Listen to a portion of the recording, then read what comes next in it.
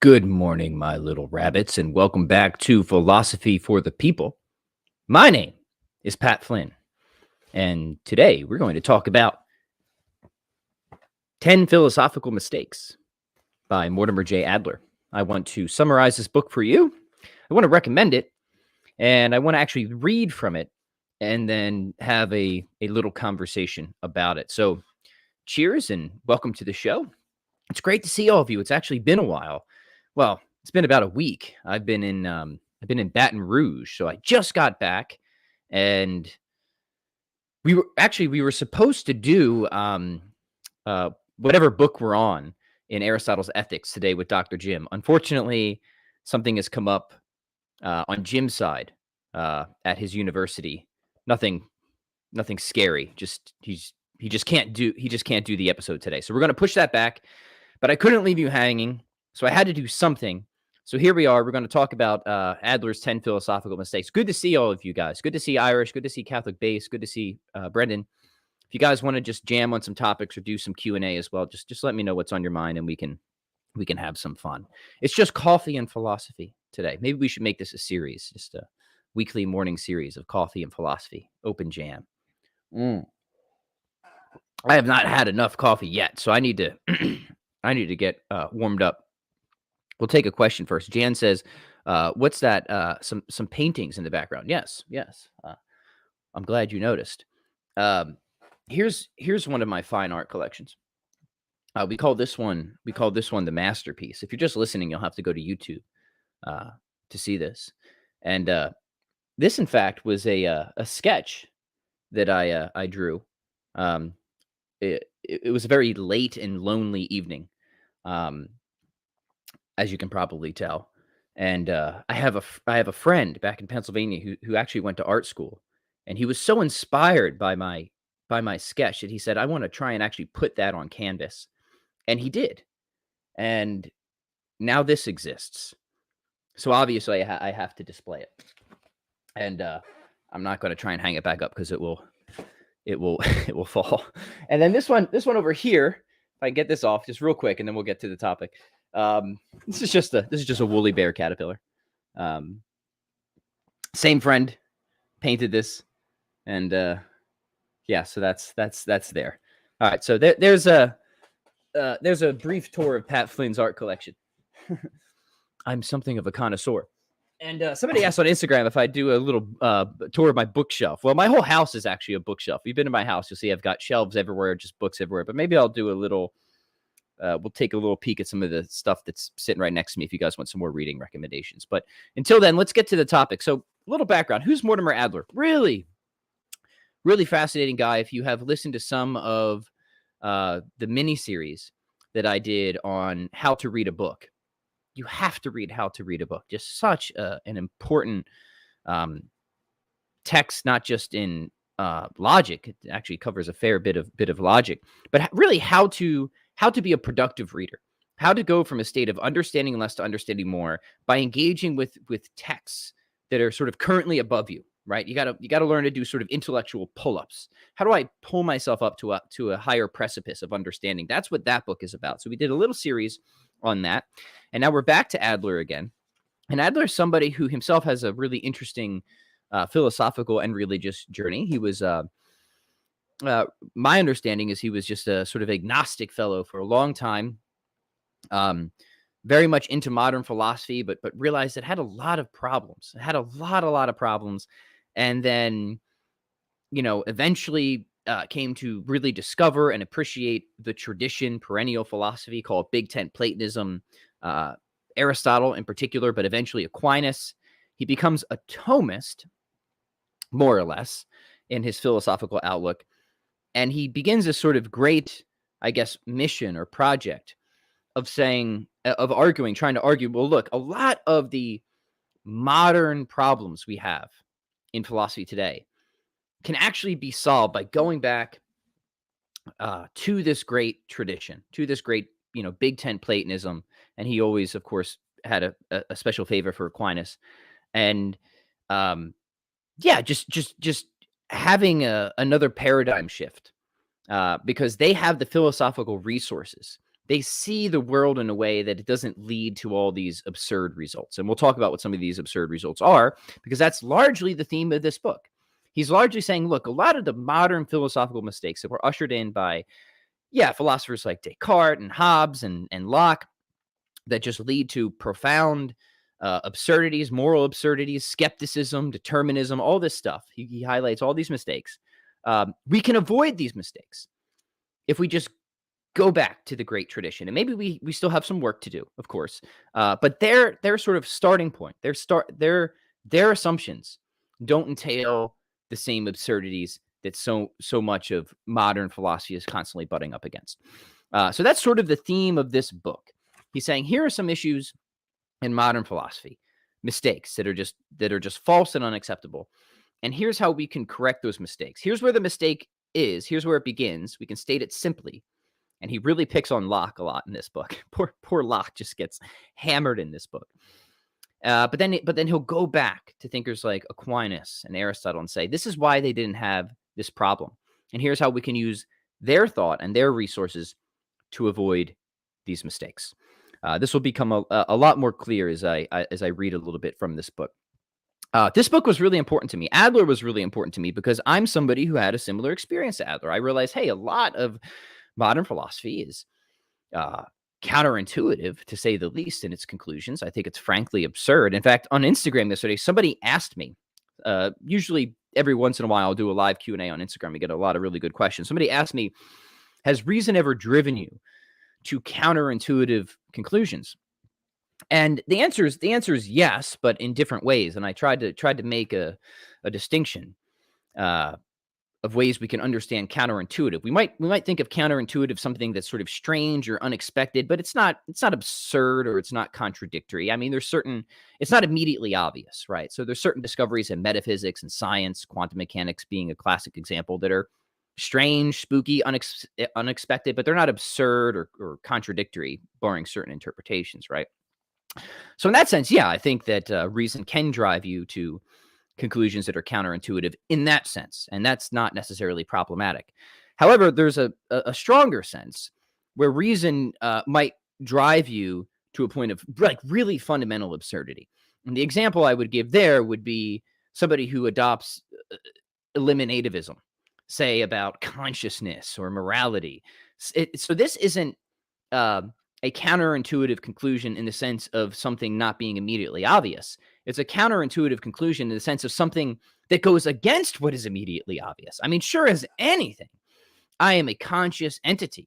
And I would say much more than that. I'm a conscious, free, moral agent.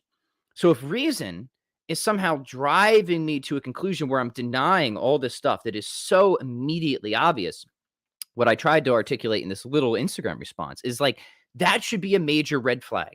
That should be an indicator that reason probably went off course at some point, and you should go and retrace your steps and see where something went wrong. And maybe you have to go all the way back to the very beginning, right? I mean, there's some conclusions that are so absurd that they would undermine reason itself. And these eliminativist positions are, I would argue, like that.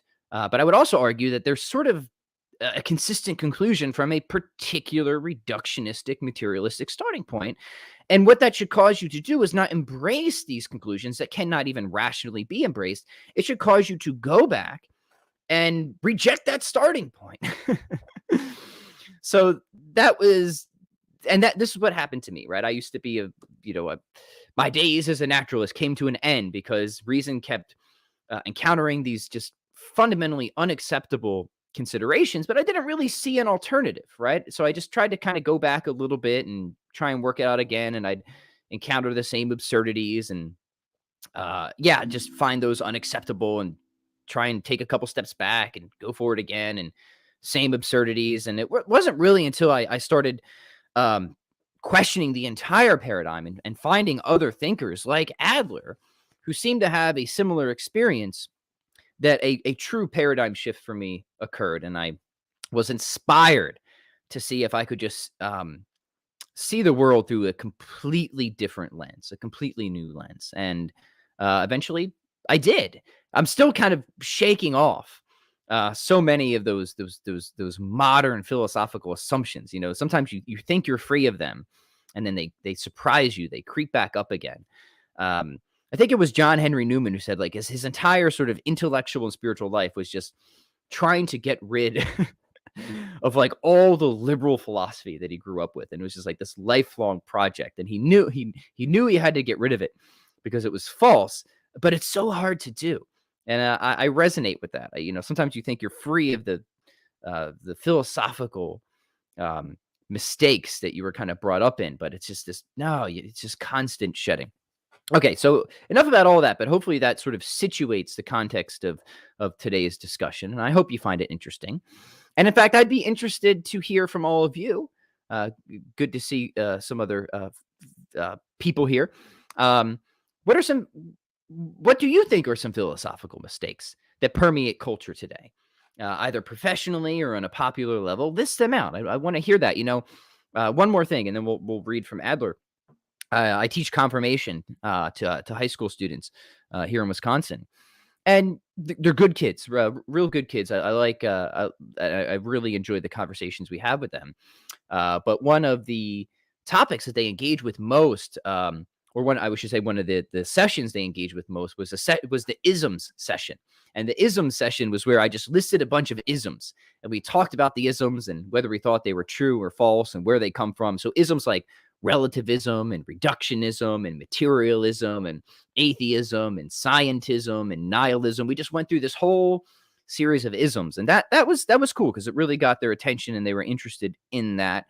And it was trying to trace the history of ideas, seeing where things went wrong, and ultimately showing where I thought that the Catholic paradigm offered really good solutions to these isms. Okay, let's turn now to Adler. I'm really going to read his prologue because his prologue is an excellent summary of the book, and we'll just read it and we'll comment. I'm not going to go into all the detail, obviously. I'm going to encourage you to get this book. It is a great book. It's an affordable book. Adler's an awesome writer. So if nothing else, I hope this just gives you, another useful item in your library. So let's begin. We'll begin summarizing. We'll really let Adler summarize the mistakes because we're gonna read from it. So here's the prologue, just called "Little Errors in the Beginning." So I'm gonna read. We'll pause. We'll comment. We'll take some questions. So please join the conversation. Adler writes, quote, "The least initial deviation from the truth is multiplied later 1,000-fold." So wrote Aristotle in the 4th century BC. 16 centuries later, Aquinas echoed this observation. Paraphrasing it, he said, in effect, that little errors in the beginning lead to serious consequences in the end. How true that is. A little mistake in the beginning can lead to serious consequences in the end. First off, isn't it amazing? We think of Aquinas as like this old crusty dude, but we have to remember Aquinas came 16 centuries after Aristotle. That's a huge amount of time. Always just amazing to think of that type of gap. Anyways, continuing. Adler says, neither Aristotle nor Aquinas had in mind the philosophical mistakes, all little errors in the beginning, with which this book is concerned. All of them are modern philosophical errors, mistakes made by philosophers since about the 17th century, the century that was marked by departures in thought initiated by Thomas Hobbes in England and René Descartes in France. Yeah, Descartes' going to get a whooping in this book. I agree with Adler's critiques of Descartes, but I actually quite enjoy Descartes. And if you haven't read Descartes, you have to. I mean, you have to read all the important thinkers, even if you disagree with them. It's not enough. Let me say this. It's not enough just to take Adler's word. I think Adler is fundamentally correct in this book. I think he also gets some things wrong. But reading somebody's opinion on one of the great critical thinkers in the history of philosophy and leaving it at that without reading them yourself is inadequate. If you're going to be a true philosopher, you have to engage the primary text, and you have to be able to say, I understand, before you can say, I agree, or I disagree, or I reserve judgment. And that's Adler's advice himself, right? Okay, continuing. In one or two instances, the philosophical errors with which we are here concerned repeat errors that first occurred in antiquity. But this does not alter the fact that all of these mistakes are typically, if not wholly, modern in origin and in the serious consequences to which they have led in modern thought.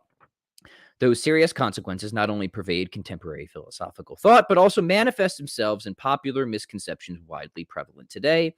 They all tend in the same direction. They affect our understanding of ourselves, our lives, our institutions, and our experience. They mislead our action as well as becloud our thought. They are not cloistered errors of merely academic significance. They have been popularized and spread abroad in a variety of ways. Many of us have unwittingly harbored some of these mistakes in our minds without knowing whence or how they came. Really important point. Ideas have consequences. They don't just stay in the ivory tower. They trickle down. They affect culture. They becloud our thought, and they guide and ultimately they distort our actions. Just think about all the insanity in the world today, right? Think of gender ideology, prime example, right? Deeply connected to a history of flatly erroneous philosophical ideas. This did not spring out of nowhere. It's got a long history of just wackadoo philosophical thought preceding it, right? And a lot of that we explored in our series on Herbert Marcuse. So ideas have consequences. These things are not just things of academic significance. Adler's right. They permeate culture and they affect the population, often just without them knowing it, right? It's just sort of the milieu that they're steeped in. So, yeah, really important to keep that in mind. Keep the comments coming. We'll jam here towards the end. Okay, to call these philosophical mistakes little errors is not to belittle their importance. It is rather to say that they are extremely simple mistakes, capable of being stated in just a single sentence or two. The truth that corrects them is correspondingly simple and also capable of brief statement. However, the simplicity does not preclude certain complications. Some of these little errors involve a number of related points. Some have a number of related aspects. Some are dual mistakes, including both two false extremes. Seen in their simplicity, or even with their attendant complications, they are mistakes that occur at the outset of a long train of thought, leading from erroneous premises through many steps to the false conclusion or consequences that those premises ultimately entail. You gotta love Adler because he's just such a clear writer. Continuing, at the very beginning, before the consequences are discerned, the mistake appears innocent and goes unnoticed. Only when we are confronted with the repugnant conclusions to which cogent reasoning carries us are we impelled to retrace our steps to find out where we went wrong. Only then is the erroneous premise that at first appeared innocent revealed as a culprit, a wolf in sheep's clothing. Such an important point. We might not know that we've made a little mistake in the beginning until we've seen the big consequence at the end, until we've reached that point of fundamental absurdity.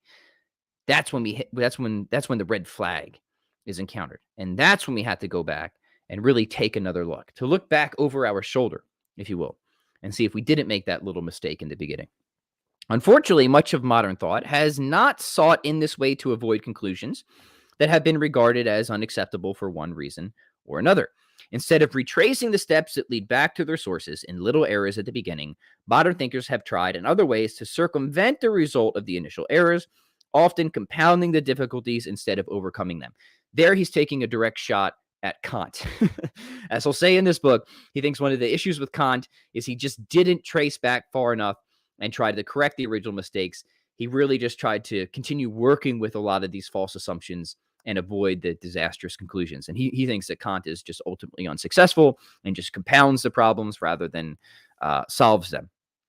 Other people in Kant think differently, of course, but this is Adler's take. Okay, the advances that have been made in modern thought do not mitigate the disasters produced by conclusions that were not abandoned by discovering the initial mistakes from which they sprang. Making new starts by substituting true premises for false would have radically changed the picture that modern philosophy presents. Okay, we're about to get to the actual mistakes now. What do you guys think so far? Oh, morning coffee. I love it so much. Also, what are you guys reading? Share some of your reading with me in the comments. All right, here we go. The order in which these philosophical mistakes are taken up in the following chapters is somewhat arbitrary, but not entirely so. If their seriousness for human life and action had been the criterion for deciding which should come first, the order might have been reversed. The last 6 of the 10 chapters concerns matters that have more obvious practical importance for everyday life. The first 4 seem more theoretical and more remote from immediate interests. However, they are indeed more. However, though they are indeed more theoretical, the first 4 chapters deal with mistakes that underlie much of what follows. They are mistakes which have, among their serious consequences, little errors at the beginning of other lines of thought. The mistake about consciousness with which the first chapter deals is perhaps the crucial one. It lies at the very foundation of modern thought. It discerns its characteristic complexions.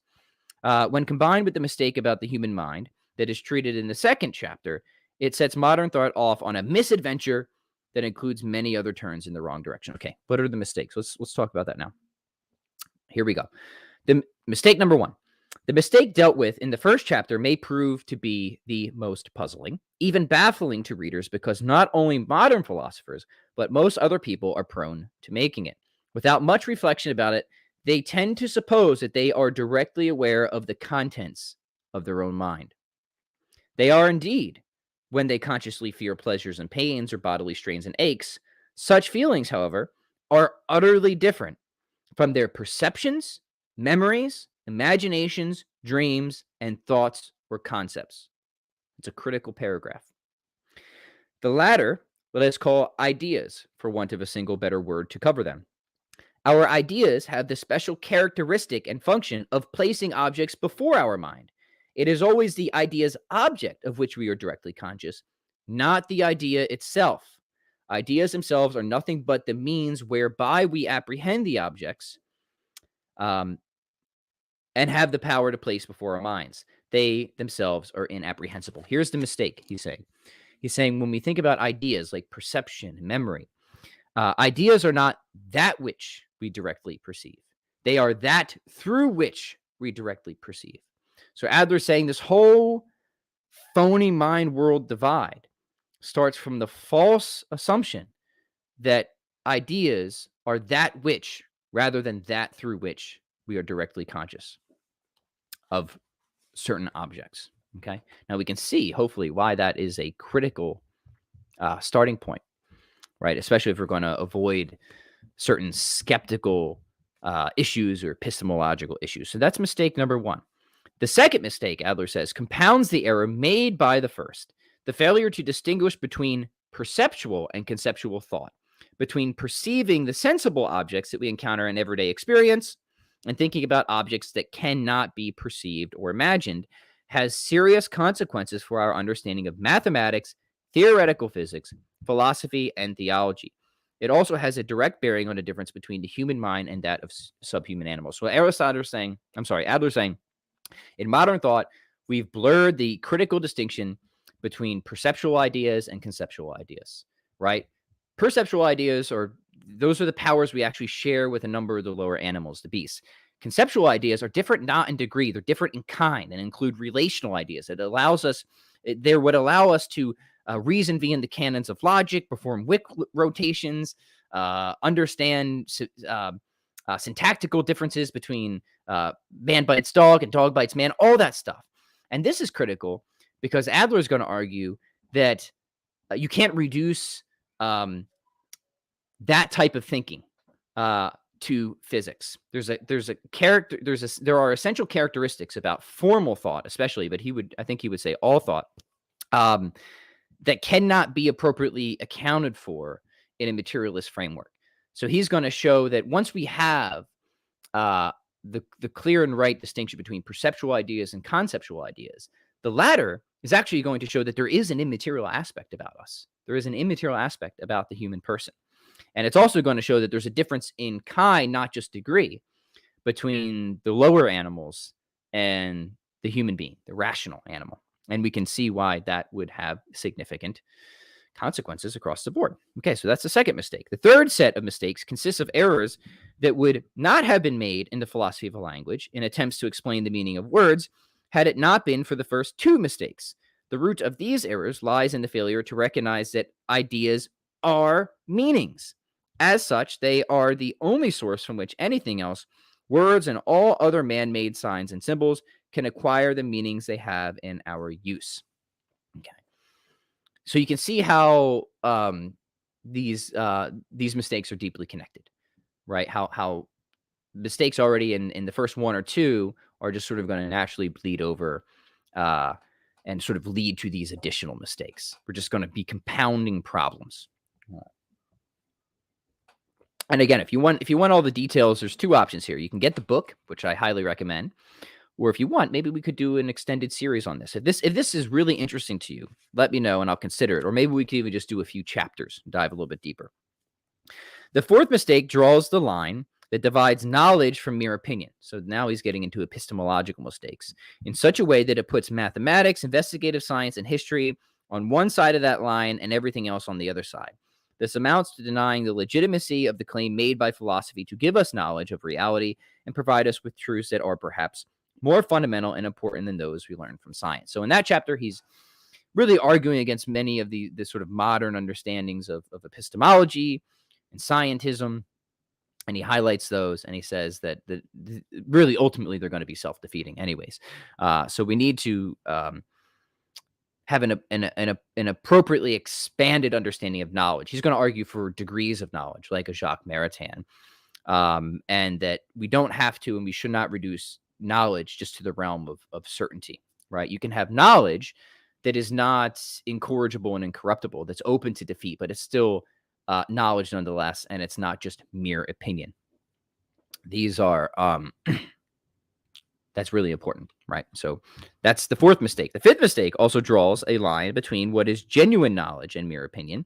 This time it places all judgments about moral values, about what is good and evil, right and wrong, and all judgments about what ought and ought not to be done on the side of mere opinion. There are no objectively valid and universally tenable moral standards and norms. This denial undermines the whole doctrine of natural human rights, and even worse, lends support to the dogmatic declaration that might makes right. So again, we can see how these are connected, right? If you think that knowledge can only be constituted in a certain way, say by the hypothetical deductive method, then pretty quickly you're going to resign moral knowledge. You're not even going to consider it knowledge at all. You're going to consider it mere opinion. And then you're going to slide very quickly into a moral relativism. And moral relativism is inherently unstable. So you're really just going to keep drifting right to moral nihilism. Adler's saying that's a huge mistake. And he's correct. That is a huge mistake. So that mistake deals with moral relativism and nihilism, but it's connected to, if not sort of inevitably entailed by, the prior epistemological mistake in the previous chapter. He does a great job of sort of knitting all of this together and stringing all of it together. All right, we're going to keep storming through here, and then we'll jam. And I see a lot of good comments and some questions there, so I'll take those in just a couple minutes. The sixth mistake follows hard upon the fifth. It consists in the identification of happiness, a word we all use for something that everyone seeks for its own sake, with the purely psychological state of contentment, which we experience when we have the satisfaction of getting what we want. Modern thought and people generally in our time have totally ignored the other meaning of happiness as the moral quality of the whole life well lived. This error, together with two related errors, the failure to distinguish between needs and wants and between real and merely apparent goods, undermines all modern efforts to produce a sound moral philosophy. So he's arguing against modern utilitarianism, modern hedonism there, and he's saying, look, he's really arguing we have to go back to Aquinas and really Aristotle's understanding of what happiness is. And happiness is not just the highest good, as he'll tell us, it's sort of the whole good, right? The whole of real goods as determined by what? Human nature. So, okay, a little tie into the series we're doing on Aristotle's ethics there. So this is him saying, look, since we abandoned that paradigm, it's not surprising that our moral philosophy is just an absolute catastrophe for the most part. And there's a deep confusion about what happiness truly is. We shouldn't identify it with just brain states or a sort of psychological quality at any given time. It's really the whole good comprised of, as he will argue, the virtues, right? The perfections of our powers that we have in virtue of being a certain type of being, having a particular essence. Rational animality, if you want to go with the traditional Aristotelian definition. The seventh mistake differs from all the rest. We are here concerned with the age-old controversy between those who affirm man's freedom of choice and determinists who deny it on scientific grounds. The failure here is one of understanding. This misunderstanding is accompanied on the part of the determinists by a mistaken view of the relation between free choice and moral responsibility. The issue between the two parties of the controversy is not joined. The determinists do not understand the grounds on which the case for free will and free choice rests. Hence, their arguments miss the mark. Adler is amazing on the free will debate. In fact, he's got the chapter in this book is really good in summarizing the free will debate and why he thinks determinism is false, and you really can't get away from denying a sense of libertarian agency. But he's got, I'll see if I can dig it up. He's got an incredible essay that he wrote for his Great Ideas newsletter. I have it somewhere. Defending libertarian free will, arguing against determinism. It's a really good essay. It's relatively short, but I think it gets right to the heart of the matter, makes the critical distinctions that need to be made, diffuses the major determinist objections. And of course, somebody that really compliments Adler on this, and somebody that Adler himself was really inspired by, was Yves Simon. So if you're in the kind of Maritain Simon circles when it comes to thinking about freedom of choice, you're gonna like Adler. If you like them, you're gonna like Adler. They complement each other.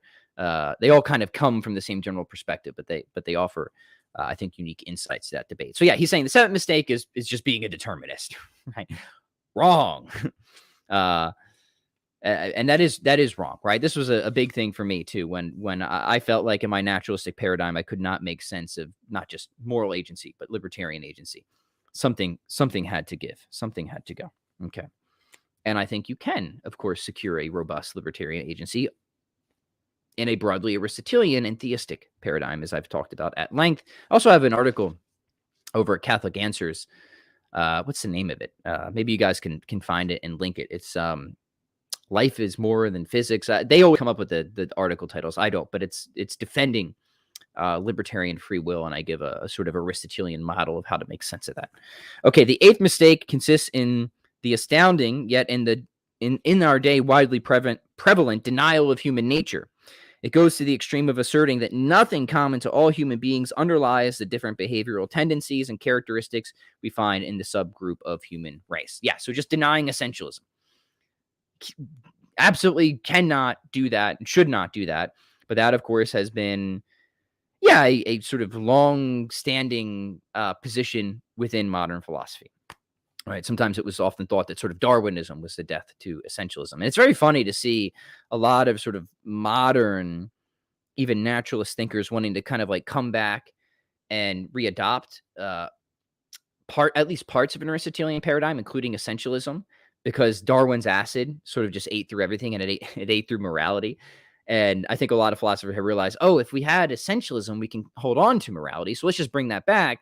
But then they owe us an explanation of how that's legitimate, right? Because Darwin's acid was supposed to have just eaten through essentialism. So like, you can't just arbitrarily re-import this, right? It's inconsistent with your prior framework.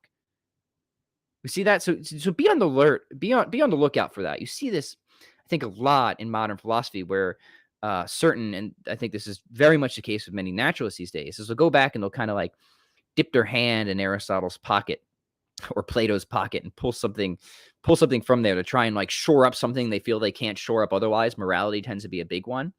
But I would argue that that's inconsistent with many of their other prior commitments in their worldview.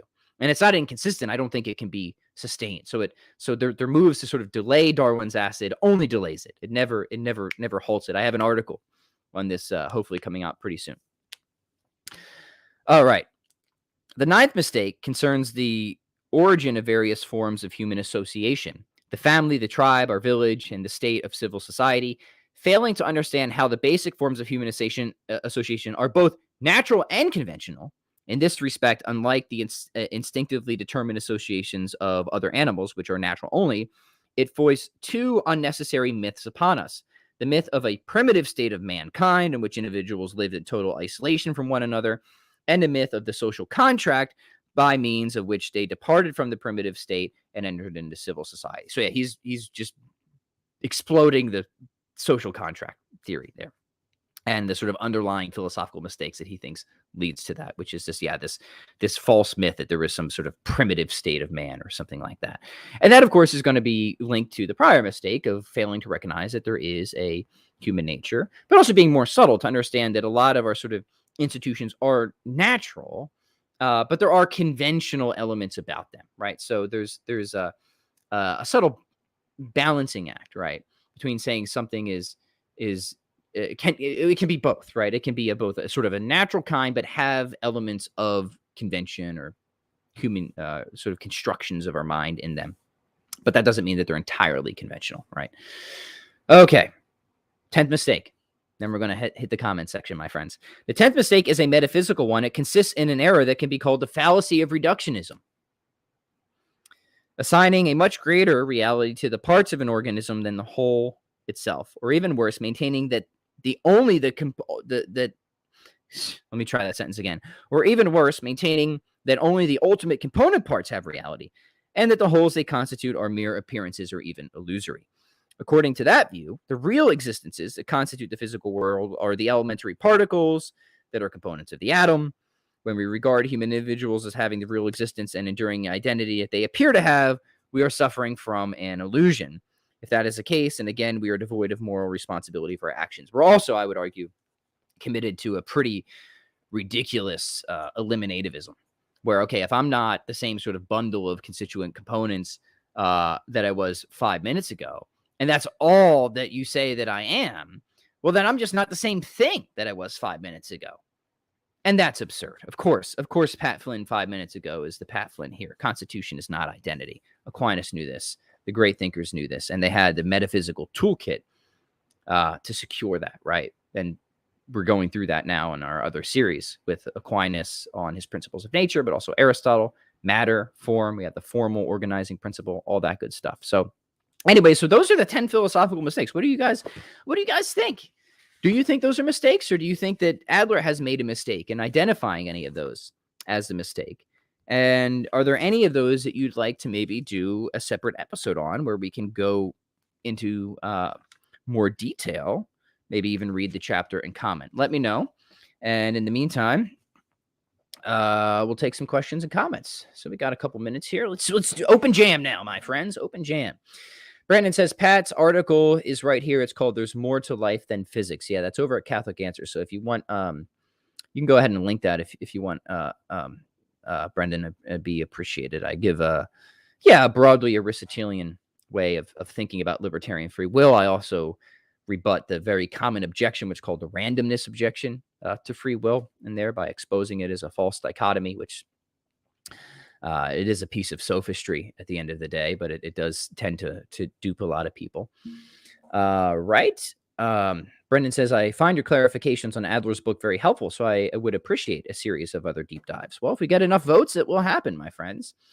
Colin says, I love how hard Adler goes after Locke. Yeah, it's just like, it's pure vendetta almost. Poor. I mean, he beats up a number of modern thinkers in here, but he's got an a special hatred, it seems, for Locke. And you know what? To be fair, I think Locke is deeply unimpressive as on many subjects, but still a significant figure in terms of the history of ideas. So, yeah. Catholic Base says, I know Shapiro is a big Lockean, so he's probably punching the air right now. Yeah, I mean, look, a lot of sort of modern mainstream American Republicans, whether they know it or not, are Lockeans.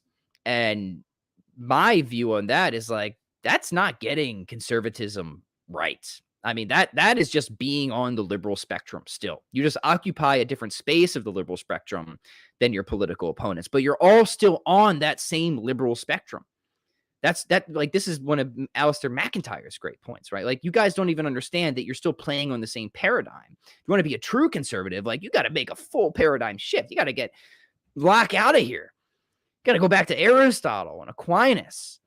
So that's true. This is why I think if you really understand the history of ideas and what I would like to think of as a true conservative rooted in a traditional natural law, you're going to see that the sort of mainstream Republican Party is just really inadequate in a lot of ways, and including mainstream contemporary commentators like Shapiro. And yeah, I mean, because Shapiro's what? He's kind of a libertarian-ish guy with some socially conservative values, but yeah, it's not how I think about it, but that's a good comment. Irish says, I'm impressed at your ability to read mirrored text. Yeah, from the old thumbnail. Adler is such a gem. Got your coffee. All right, let's see here. Coffee and philosophy sounds awesome. I'm having fun. If you guys are having fun, maybe we can do this once a week, something like that. All right. Brendan says, reading David Bentley Hart's book on God combined with Pat's lessons on natural theology, I think I'm finally getting it. Our culture's materialism, I think, has flattened reality. I don't know how else to say it. You know, it's funny you bring that book up because it's right here.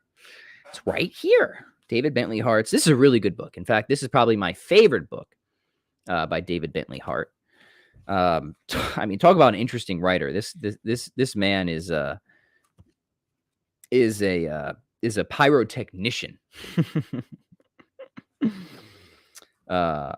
But so he's extremely entertaining. But I think this is a phenomenal book. You'll get a really nice overview of sort of cosmological reasoning.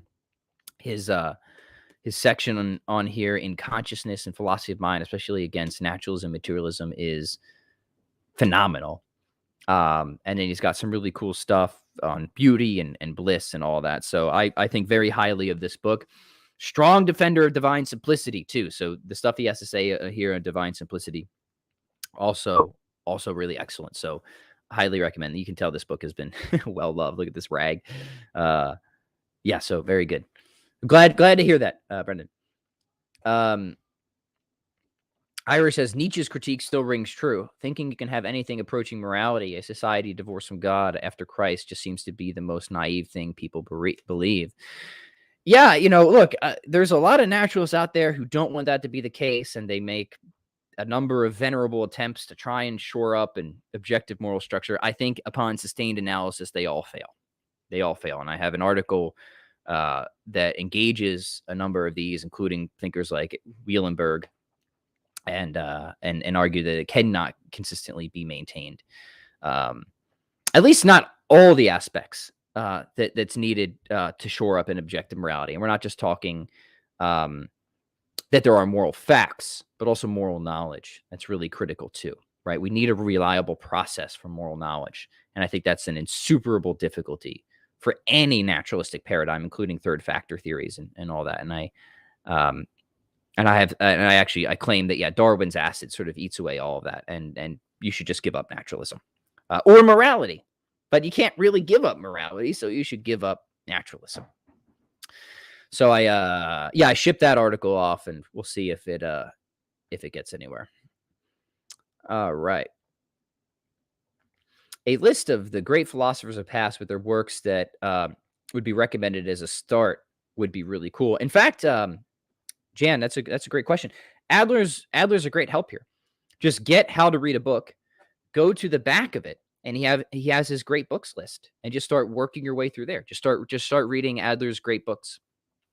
I don't think I would be able to improve that list. So I would just, go get Adler's How to Read a Book, read that, go to the back. He's got his whole great books list, and just start going through it from there. Also, your favorite book from Peter Kraft. Well, I have to put in a plug. You guys are giving me softballs here because you're mentioning stuff where I have the books handy. Here's a book that's in tribute to Peter Kraft. It's called Wisdom and Wonder, and this came out from Ignatius a couple months ago. And it's got a contribution from yours truly here. So I have, let's see, I am chapter, what am I in this? I am chapter, I guess it's not a chapter. I'm page 161, Pat Flynn, A Laundry List of Reasons for Believing in God. So I kind of take up Peter Kraft's cumulative case apologetic, and I give a contemporary spin to it. So I thought Ignatius did a really great job with this book, and the whole idea was for the contributors. It's just a number of philosophers who were in some way inspired by Peter Kraft to take some of his ideas and write something in tribute to it. So I went with that one. What do I like from Kraft? I like his logic text, actually. Again, super convenient. If you want a really good, useful logic text, Socratic Logic right here is a really good one. I recommend it as just a really useful starting text. It's got a lot of good exercises in it. It's very well organized, very well written. In terms of his other books, I mean, he's got so many, and I have not read nearly all of them. He's got some fun ones too. They're just kind of like fun. His book on all the questions you never thought to ask about heaven. I just found that was just a fun read. Has some interesting kind of philosophical musings in there. So I'll say, yeah, check that one out if you haven't read that one. It was just like a fun. It was just fun. All right. Good morning, Haley. How are you? Did you, Haley? I tried to make you a moderator. Let me know if that worked.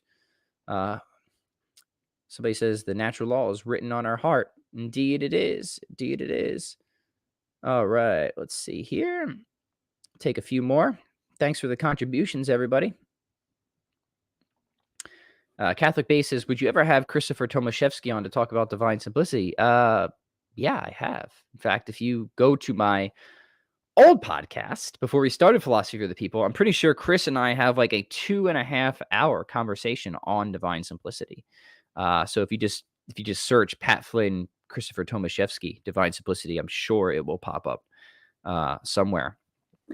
And I've had many more conversations on the topic since then. And I'm writing another article now defending divine simplicity.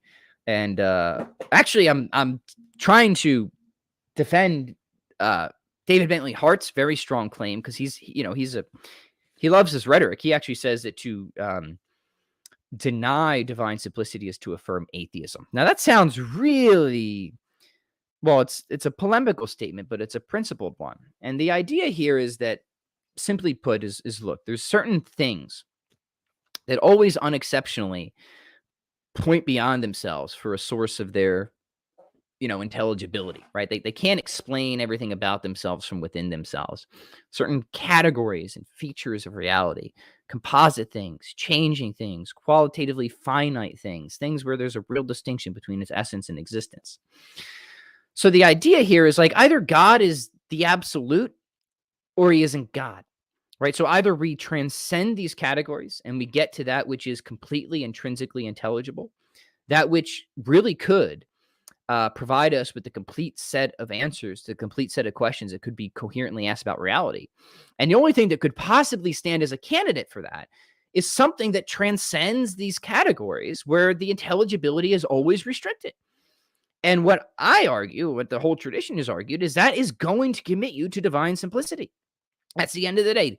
Whatever else is the case, if God is absolute, if reality is completely intelligible, and if we want an in principle monotheism, where there not just happens to be in fact one God, but there could only in principle be one God, because simplicity secures unity and non-multipliability and all that, then you have to be committed to divine simplicity. And so what Bentley Hart is saying is like, look, if you deny that, then what you have is not God properly and traditionally understood. Like maybe you still have some really powerful and fortunately benevolent entity that just happens to be one, but you've lost all the deeper principled metaphysical ground for God's absolute uniqueness and transcendence. You never fully escape the category of creature, right? You just put like one special odd sort of thing in that category, right? But in virtue of it still being composite in various ways or changing in various ways, it's still in the category of things that are not and could not be completely intrinsically intelligible. And this is why it would always still make sense to ask questions about that thing that could not be answered from within that thing's own intrinsic source of intelligibility. And that's no better than atheism, right? That's the point that Hart is trying to make. I agree with it fundamentally, right? And this is why I've said before many times, it's divine simplicity or bust. And whatever difficulties there are with divine simplicity, I've done my best to address those as far as I can. They pale in comparison to the difficulties of denying divine simplicity. Yeah, so like, look, if I weren't convinced of divine simplicity in classical theism, I don't know where I would be on this sort of worldview spectrum. I would certainly feel that naturalism probably had a lot more force than it does to me now. If it were just like Swinburne's old view of God, or Dr. Bill Craig's view of God, and Oppe's view, I don't know, like maybe I would still kind of prefer the theistic worldview, but I would be nowhere near as satisfied with it. I'd be deeply unsatisfied with it. And I would think that naturalism has far more plausibility than it actually does. And it's a deeper, we also need to, sorry, I'm going on a rant here. I hope you guys find this somewhat useful. There's also just different approaches to God as well. The traditional approach is starting with what's in front of us, carving reality at its joints, making important necessary distinctions, realizing that there are certain categories of reality that never are sufficient, are sufficient or self-sufficient or self-explanatory, any of these things. They always inevitably point out. If reality is fully intelligible, then we have to escape those categories and get to the transcendent, absolutely simple God, right? No compromise, right? And if we roll up our sleeves and we do the metaphysics, and we can have a metaphysical certitude that God exists and is absolutely simple. And there's a great veil of mystery there. But a certain degree of Mysterianism is principled when it comes to classical theism because it's expected. Mystery is predicted by the traditional metaphysical approach because God escapes all the categories that we're, familiar with in an everyday sense, right? And with the principles of analogy and stretch concepts and all that, we can make real positive affirmations about God. But it's always like right at the edge. It's right at the edge. We have like that fingertips grasp, but that's it, man. That's it. Whereas the other approach to God, the more modern approach, which I engage in for fun, but I don't take it anywhere nearly as seriously as the traditional approach, is where we like formulate some hypothesis like this. And we call this thing God. So we like go to the Bible and get what we think the Bible tells us about God's nature, which is often appallingly anthropomorphic and begs all the important questions. And we say, okay, here is our hypothesis. Let's see what it predicts and explains compared to naturalism. And then you're off on this sort of game of playing Bayesian tennis, right? It's just and it is a game. And look, I play the game too. I've played it here many times, but I kind of laugh at it because to me, it's just far less serious than the traditional approach of just rolling up your sleeves, doing philosophy of nature, doing metaphysics. The traditional approach, I really believe, can give you a metaphysical certitude of God and God's nature, even if there's a lot of mystery rolled into that, where the more modern approach is sort of cumulative case, worldview comparison, hypothesis formation and testing. At very best, that can just give you a high confidence in the existence of something that might be God. And I'm not saying that's strictly incompatible with the God of classical theism, but it tends to be incompatible in practice by many of the philosophers who engage that debate because they are not classical theists properly understood. And they'll say otherwise. They'll say, no, I'm a classical theist. I just don't affirm strong simplicity. That's a joke. You're either on board with simplicity, and simplicity is a core commitment of classical theism, or you're not a classical theist. You're a theistic personalist, and whatever you believe in it sounds interesting, but it's not God properly understood. It isn't. Now that's that's going to trigger people, but that's my honest assessment of it. And Hart gets that. And he gets it very well in this book. And people just don't, I guess they don't understand how significant, talk about a small error in the beginning that leads to big consequences at the end. You might think that denying divine simplicity, if you haven't really done the metaphysics and study this, is, oh yeah, sure, that just seems like we can dispense with.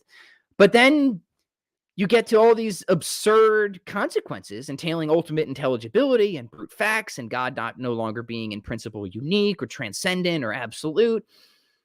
And hopefully that would cause you to go back and reconsider that small error in the beginning. That thing you thought was insignificant was actually hugely significant. But it's hard to see that unless you've actually, done the philosophical work, which a lot of people in the modern debates, these theistic personalists, they haven't done the traditional metaphysics. And the ones I've engaged with seem to seriously misunderstand and misrepresent the traditional position in many ways. So there we go. Now I'm awake. Hope that was helpful for you guys. Okay, I got to wrap this up. Do me a favor. If you like this, share, comment. We're getting close to 1,000 subscribers, guys. This is really cool for a young challenge of like 1,000 subscribers is a landmark. Once you hit 1,000, like I feel like things really, somebody once told me, because my other channels far over 1,000 subscribers with this. But I remember back in the day, somebody said, getting your first 1,000 subscribers is the hardest. After that, it's, you know, getting 100,000 subscribers, he said, is easier than getting your first 1,000. So help us out. Help us get our first 1,000. If you haven't shared this yet, please do share it on social media. Share it with any of your friends that you think might be interested in this or benefit from these conversations. Please like afterwards. Please comment afterwards. Your engagement helps with the algorithm. I appreciate it. I appreciate you. We'll catch you guys in the next episode. Bye-bye.